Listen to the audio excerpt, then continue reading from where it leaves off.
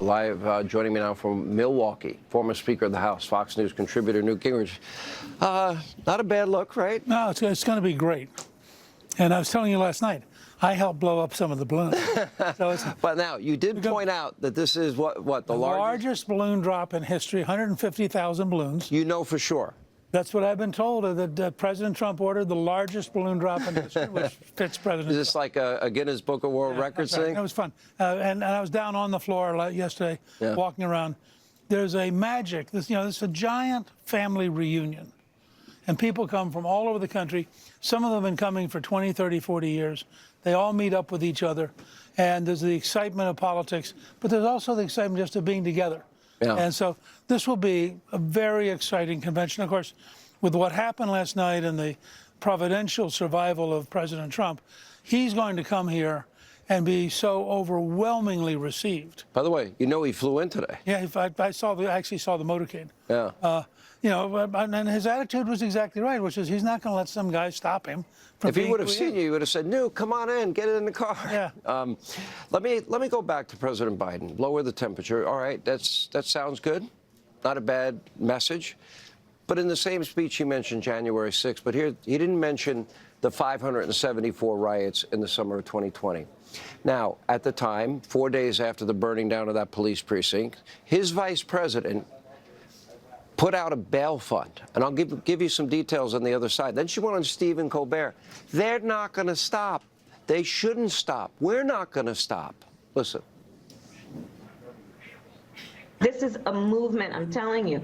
They're not going to stop. And everyone beware, because they're not going to stop. They're not going to stop before Election Day in November, and they're not going to stop after Election Day. And that should be, everyone should take note of that on both levels, that they're not going to let up, and they should not.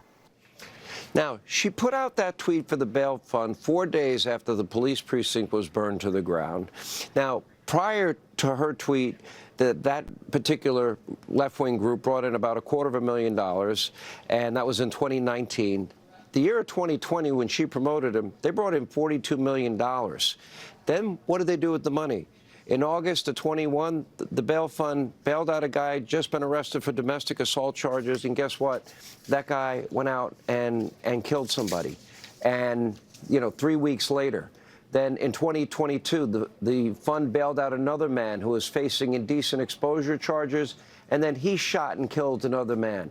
Overall, according to even a CNN investigation, 65 people bailed out by the Freedom Fund while facing felony charges involving violence, physical threats, or sex crimes. Why am I spending time on this?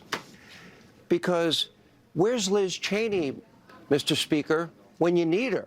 Because she sounds like an insurrectionist to me.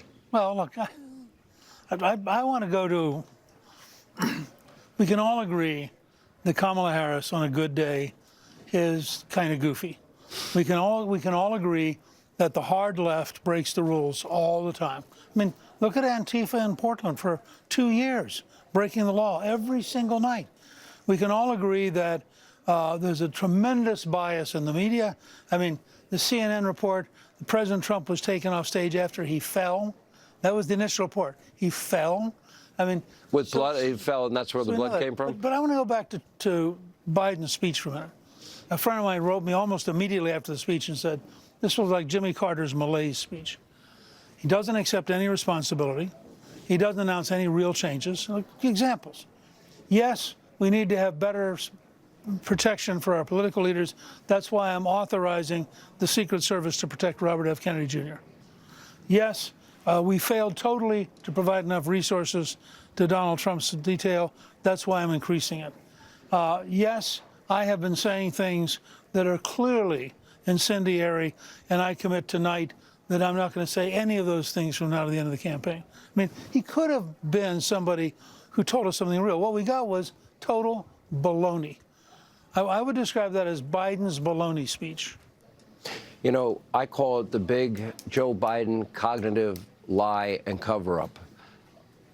Speaker Johnson said it's probably the biggest cover-up in the history of this country, and that is his cognitive state. Because we had private conversations about my coverage, you might have been a little bit,